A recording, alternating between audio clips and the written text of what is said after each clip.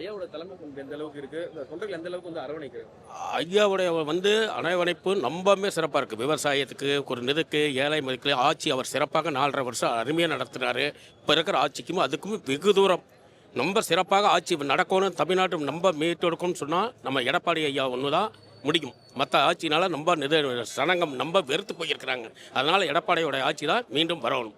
அந்த ஆட்சி தான் மீண்டும் வளரணும். திமுக மேல மக்கள் எந்த அளவுக்கு வெறுப்பு இருக்கு காரணம் என்ன நினைக்கிறீங்க? அவர் திமுகவுடைய ஆட்சி பெண்களுக்கு பாதுகாப்பு இல்லை. பெண்கள் வரிப்பறி, நகைபுட்புனை குடு ஏகப்பட்ட பிரச்சனை, கொள்ளை, கஞ்சா, எங்கே பார்த்தாலும் ரகலை, வெட்டு, குத்து இதே தான் நடந்துட்டு இருக்குது. ஆட்சியோட நம்ப அவரே எப்படித்தான் நடத்தணுங்கிறது அவருக்கே தெரியாத அளவுக்கு இருக்குது. அதனால் எடப்பாடி வந்தால் மட்டும்தான் இந்த மக்களை காப்பாற்றக்கூடிய திறமை இருக்குது. ஆனால் ரெட்டலட்சணை தான் இப்போ ஆட்சி அமைக்கணும். முதலமைச்சர் எடப்பாடி தான் வரணும் அப்படிங்கிற மக்கள் எதிர்பார்த்துக்கிறாங்க.